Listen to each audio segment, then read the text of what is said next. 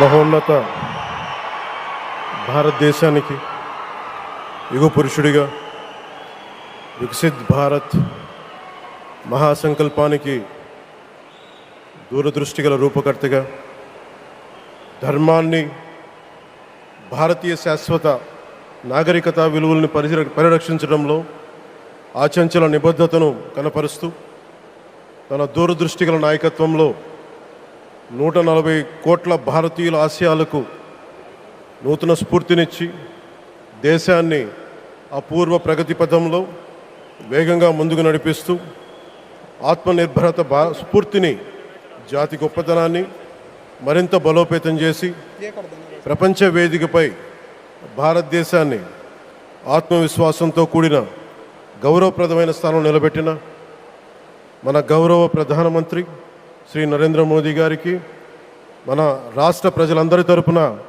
హృదయపూర్వక అభినందనలు తెలియజేస్తున్నాను. వేదికపైన ఆసీనులైన honourable governor of Andhra Pradesh Shri Abdul Nazeer గారికి, విజనరీ లీడర్ శ్రీ గౌరవ ముఖ్యమంత్రి శ్రీ నారా చంద్రబాబు నాయుడు గారికి, honourable union minister civil aviation Kinjarapu Rammohan Naidu గారికి, honourable governor of Goa Shri Pusapati Ashok Gajapathi Raju గారికి, గౌరవ కేంద్ర మంత్రి వర్యులందరికీ, సోదర సమానులు శ్రీ నారా లోకేష్ గారికి, ఈ కార్యక్రమానికి విచ్చేసిన గౌరవ మంత్రివర్యులు, పార్లమెంట్ సభ్యులు, శాసనమండలి సభ్యులు, శాసనసభ్యులు, విశిష్ట అతిథులు, ప్రజాప్రతినిధులు, ప్రభుత్వ అధికారులు, మీడియా మిత్రులకి అందరికీ, భారీ సంఖ్యలో విచ్చేసిన ప్రజలందరికీ, అలాగే ఈ వేడుకను వివిధ మాధ్యమాల ద్వారా వీక్షిస్తున్న ఆంధ్రప్రదేశ్ ప్రజలందరికీ, దేశ విదేశాల్లో ఉన్న భారతీయులందరికీ నా హృదయపూర్వక నమస్కారాలు తెలియజేస్తున్నాను. ఈ నేల బానిసగా ఉండదు, ఈ జాతి ఎవరికి తలవంచదని సవాల్ విసిరిన అసామాన్య విప్లవ వీరుడు అల్లూరి సీతారామరాజు గారు, ఆయన పేరు మన ఎయిర్పోర్ట్కి పెట్టడం చాలా చాలా స్ఫూర్తిదాయకం. As we dedicate this airport to the people, one thought comes to my mind: Alluri స్ఫూర్తి రెక్కలపై ప్రపంచాన్ని చేరే Andhra Pradesh. Rooted in Alluri's ideals and driven by the aspirations of our people, Andhra Pradesh is ready to soar to greater heights. ఈరోజు మన గౌరవ ప్రధానమంత్రి శ్రీ నరేంద్ర మోదీ గారి చేతుల మీదుగా అల్లూరి సీతారామరాజు అంతర్జాతీయ విమానాశ్రయానికి, జాతికి దీనిని అంకితం చేయటం ఆంధ్రప్రదేశ్ అభివృద్ధి ప్రస్థానంలో ఒక నూతన అధ్యాయానికి నాంది పలుకుతుంది. మోదీ గారి నాయకత్వంలో ఈరోజు 17,435 కోట్ల విలువైన అభివృద్ధి కార్యక్రమాలు ప్రజలకి అంకితం కావడం, అలాగే national highway projects, energy infrastructure ప్రాజెక్టులో ప్రారంభోత్సవాలు, శంకుస్థాపనలు జరగడం మన రాష్ట్ర అభివృద్ధిలో చాలా కీలకమైన ఘట్టం. ఈ ప్రాజెక్ట్స్ కనెక్టివిటీని బలోపేతం చేయడం కాదు, ఎనర్జీ సెక్యూరిటీని పెంచి ఇండస్ట్రియల్ గ్రోత్స్కి మరింత వేగాన్ని అందించి యువతకి ఉపాధి అవకాశాలు మెరుగుపరిచి ఆంధ్రప్రదేశ్ని మరింత వేగంగా అభివృద్ధి పదంలో ముందుకు నడిపిస్తాయి. ఒక దేశం కేవలం ప్రకటనలతో అభివృద్ధి చెందదు, ప్రజల కళల సాకారం అయ్యే మౌలిక సదుపాయాలతో అభివృద్ధి చెందుతుంది. So honourable Modiji, your vision of Vikasit Bharat and Atmanirbhar Bharat is transforming the nation across every sector, from highways to railways, from ports to airports, from digital infrastructure to defense, manufacturing and renewable energy.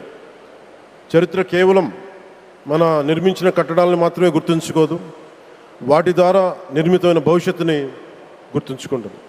ఈ విషయం మీ నాయకత్వంలో ఆంధ్రప్రదేశ్కి లభిస్తున్న అభివృద్ధిలో చాలా చాలా స్పష్టంగా కనిపిస్తాం. ఇదివరకే విశాఖపట్నంలో 2 లక్షల కోట్ల పైగా పెట్టుబడులు, అందులో ఎన్టీపీసీ గ్రీన్ హైడ్రోజన్ హబ్, జాతీయ రహదారులు, రైల్వే ప్రాజెక్టులు, అలాగే అమరావతి కోసం 50,000 కోట్ల పెట్టుబడులు, రాయలసీమ అభివృద్ధికి 13,400 కోట్ల ప్రాజెక్టులు మన రాష్ట్ర అభివృద్ధికి బలమైన పునాది వేస్తున్నాయి. South Coast railway zone at Visakhapatnam ఏర్పాటు ద్వారా ఆంధ్రప్రదేశ్ ప్రజల చిరకాల ఆకాంక్షను సాకారం చేస్తుంది. ఈ కార్యక్రమాలు మరిన్ని పెట్టుబడులు ఆకర్షించడంతో పాటు ప్రత్యక్షంగా పరోక్షంగా 20 లక్షల పైగా ఉపాధి అవకాశాలను సృష్టించి స్టేట్ ఇన్ఫ్రాస్ట్రక్చర్ని మరింత బలోపేతం చేస్తూ ఆర్థికాభివృద్ధికి మరింత బలాన్ని అందిస్తున్నాయి. అలాగే గౌరవ చంద్రబాబు నాయుడు గారి నాయకత్వంలో, ఆయన మార్గదర్శకత్వంలో, వారి నాయకత్వంలో ఆంధ్రప్రదేశ్ దేశంలోనే అగ్రగామి రాష్ట్రంగా అవతరిస్తూ ఉంది. ప్రత్యేకించి ఈ విమానాశ్రయానికి అల్లూరి సీతారామరాజు గారి పేరు పెట్టడం ఆ మహావీరుడికి నివాళి మాత్రమే కాదు, ఆయన ఆశయాలను, ఆయన స్ఫూర్తిని భావితరాలకు అందించే చాలా చాలా గొప్ప నిర్ణయం. జి మల్లికార్జునరావు గారు, జిఎంఆర్, అందరూ ప్రేమగా పిలుచుకున్న జిఎంఆర్ గారు, వారు దీన్ని కట్టడం, శ్రీకాకుళం జిల్లా నుంచి వచ్చి, రాజాం నుంచి వచ్చి శ్రీకాకుళం వెనుకబాటుతనానికి ఆయన కృషిని ట్రస్టుల ద్వారా అందిస్తూ ఆయన నేతృత్వంలో, ఆయన నాయకత్వంలో ఎయిర్పోర్ట్ నిర్మించడం మనందరికీ చాలా చాలా గర్వకారణం. ఈ సందర్భంగా మనందరం ఒక నిర్ణయం తీసుకోవాలి. పండ్లున్న చెట్టుకే రాళ్ళు వేస్తారంట. కష్టపడే కుటుంబ సభ్యుడు, తండ్రి కావచ్చు, పెద్ద కొడుకు కావచ్చు, అందరూ అతని మీద పడతారు. నువ్వు ఎక్కువ కష్టపడు, ఎక్కువ తిట్లు తింటావు. అలాంటిది మనం ఎలాంటి పరిస్థితుల నుంచి వచ్చాం? భారతదేశం ఒక పరిస్థితిలో బంగారాన్ని కూడా తాకట్టు పెట్టుకునే పరిస్థితి వచ్చింది. అలాంటి పరిస్థితుల నుంచి దశాబ్దం పైనుంచి మూడోసారి ప్రధానమంత్రిగా ఆయన ఈ రోజున మన దేశాన్ని నడిపిస్తూ ఉన్నారు. అలాంటి ప్రధానమంత్రిని చాలామంది ఆయన మీద మాట్లాడుతూ ఉంటే, ఆయన్ని అనకూడని మాట్లాడుతూ ఉంటే నా గుండె కదిలించేసింది, నా కన్నీళ్ళు వచ్చినాయి, బాధ వచ్చింది.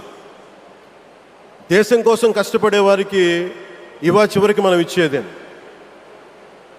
కొత్త తరానికి ఏం తెలుసు? ఆయన పడ్డ కష్టం. ఒక్కరోజు కూడా సెలవు తీసుకోలేదు మన ప్రధానమంత్రి గారు. ఈరోజు పెట్టుబడులు వస్తున్నాయి మనకి, ఒక్కరోజు కూడా సెలవు తీసుకోలేదు. శత్రు దేశాలు, మన అభివృద్ధికి ఈర్ష్యపడే పశ్చిమ దేశాలు, వీటన్నిటినీ తట్టుకొని ఒకవైపు విదేశాల్లో ఉండే శత్రువులతో పోరాడాలి, దేశాన్ని అభివృద్ధి పదంలో తీసుకెళ్దామంటే అంతర్గత శత్రువులతో పోరాడాలి. అలాంటి వ్యక్తికి మనం ఇవ్వగలిగేది కేవలం మేమున్నాం మీ వెంట, మీ మీద మాట పడితే అది మా మీద పడ్డట్టే, అదే మన వారికి ఇవ్వాల్సింది. నిజంగా ఆయన జంతర్ మంతర్లు అన్ని మాట్లాడుతూ ఉంటే నేను ఈ రోజున ప్రధానమంత్రి గారికి ఒకటే ఇస్తున్నాను, మిమ్మల్ని కొట్టే నాయకుడు లేడు ఈ భారతదేశంలో, రాబోడు. కానీ మీరు పడ్డ శ్రమ, మీరు పడ్డ కష్టం ఎవరు తీసుకోలేరు. ఎన్ని బాధలు పడ్డా, ఎన్ని దెబ్బలు తిన్నా ఈరోజు మనం గర్వంగా చెప్పుకుంటున్నాం. మన ఉత్తరాంధ్రకి ఎయిర్పోర్ట్లు వచ్చినాయి, ఇన్ని లక్షల పెట్టుబడులు వచ్చింది ఆంధ్రప్రదేశ్కి. కానీ ఇవన్నీ తట్టుకొని చెయ్యాలి అంటే 144 కోట్ల తాలూకు ప్రజల ఆకాంక్షల్ని ఎంతోమంది వెనక్కి లాగుతున్నా, ఒకళ్ళు ముందుకు తీసుకెళ్లాలంటే ఎంతమంది తిడుతున్నా, విమర్శిస్తున్నా తీసుకెళ్తున్నారంటే ఒకే ఒక్క నాయకుడు ప్రధానమంత్రి శ్రీ నరేంద్ర మోదీ గారు. నేను ఎందుకు తపన పడ్డాను, నేను అలయన్స్ కోసం ఎందుకు తపన పడ్డాను, మీ నాయకత్వం మాకు కావాలి ఎందుకు తపన పడ్డానంటే, ఈరోజు ఎయిర్పోర్ట్ ఆపేశారు. ఒక చిన్నపాటి ఎర్ర బస్సు కూడా రాని చోట ఎయిర్పోర్ట్ అవసరం లేదన్న వ్యక్తులకి సమాధానం ఇదే. ఇన్ని వేల మందికి ఇన్ని వేల కోట్ల పెట్టుబడి వచ్చింది అంటే, ఆశీస్సులు కావాలంటే దేశం కోసం నిలబడే నాయకుడికి మన అండగా ఉంటే ఏం జరుగుద్ది అంటానికే ఈ భోగాపురం ఎయిర్పోర్ట్ ఈరోజు ప్రారంభోత్సవం నిలువెత్తు నిదర్శనం. ముఖ్యంగా 25 సంవత్సరాలు లోబడి ఉన్న పిల్లలున్న ప్రతి ఒక్కరికి కూడా నేను ఈ సందర్భంగా తెలియజేస్తున్నాను, పిల్లల్ని సరైన దారిలో పెట్టడం, సరైన సంస్కారాలు నేర్పించడం చాలా చాలా అవసరం. ఈరోజు పొద్దున్నే ప్రధానమంత్రి గారి స్టేట్మెంట్ చూశాను. ఆయన తిట్టిన ఎన్ని దూషించారో వారిని కూడా పెద్ద మనసుతోటి క్షమించారు ఆయన. అలాంటి ప్రధానమంత్రి గారికి మీ పాదాలకు నేను నమస్కారం తెలియజేస్తున్నాను. నిజంగా మీ ఉన్నతి, మీ ఔన్నత్యం ఈరోజు చాలా చాలా స్ఫూర్తిదాయకం. భారతదేశం మీ అందరికీ కూడా, ప్రజలందరికీ కూడా, ఆంధ్రప్రదేశ్ ప్రజలందరికీ కూడా, దేశ ప్రజలందరికీ కూడా ఒక నాయకుడి కష్టాన్ని మనం వెంటనే గుర్తించలేం. ఆయన ఎంత తపన పడుతున్నారు. ఒక కుటుంబాన్ని నడపడం ఎంత కష్టపడుతున్నాం. 140 కోట్ల మంది ప్రజలు నడపడం ఎంత ఆషామాషి వ్యవహారం కాదు. ముందుకు తీసుకెళ్లే నాయకుడికి తెలుస్తుంది. అలాంటి వ్యక్తికి మనం ఏమి ఇవ్వగలం. దేశాన్ని నడిపించడం అంటే రామకార్యం లాంటిది. హనుమంతుడు లంకకు లంఘించినప్పుడు అనేక అవంతరాలు వచ్చినాయి, అనేక అడ్డంకులు వచ్చినాయి. రామకార్యం చాలా గొప్పది. అలాగే ఈరోజు ప్రధానమంత్రి గారు దేశాన్ని ముందుకు నడిపించేది బృహత్కార్యం, చాలా మహాకార్యం అది. అలాంటి వ్యక్తికి మనం ఇవ్వగలిగేది, హనుమంతుడికి మనం ఏమి ఇవ్వగలం? నువ్వెంత గొప్పగా లంఘించావు, ఎంత కష్టపడ్డావు. ఏ దేవతకైనా ఇవ్వాల్సిన స్తుతే. వాళ్ళు మన నుంచి ఏమి కోరుకోరు. ఒక తల్లిదండ్రులకి మనం ఏం కోరుకోరు. అమ్మ నువ్వు మా కోసం కష్టపడ్డావు, నాన్న నువ్వు మా కోసం కష్టపడ్డావు అని. అలాగే ఈ దేశ ప్రధానికి, సెలవు తీసుకోకుండా పనిచేస్తున్న ఈ దేశ ప్రధానికి మనం ఇవ్వగలిగేది, మీరు మా కోసం ఎంత కష్టపడ్డారు, మీరు మా కోసం నిరంతరం ఎంత శ్రమ తీసుకున్నారని చెప్పడమే మనందరి కర్తవ్యం. అలాంటి గౌరవ ప్రధానమంత్రి గారికి మనస్ఫూర్తిగా మీరు అనుకున్నంత కాలం అధికారం మీరు వద్దంటే వదలాలి, కానీ అధికారం మీ చేతుల్లోనే ఉంటుంది. దానికి మేమందరం నిరంతరం కృషి చేస్తామని తెలియజేసుకుంటూ, భారతమాత ముద్దుబిడ్డ మన ప్రధానమంత్రి నరేంద్ర మోదీ గారికి ధన్యవాదాలు తెలుపుకుంటూ, ఒక్కసారి ఆయనకి ఇవ్వగలిగేది భారత్ మాతకి జయజయలు చెప్పుకుంటూ సెలవు తీసుకున్నాను. భారత్ మాతాకి.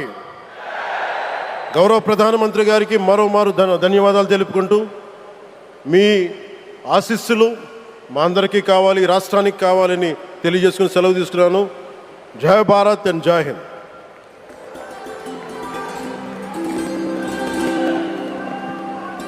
Thank you, sir.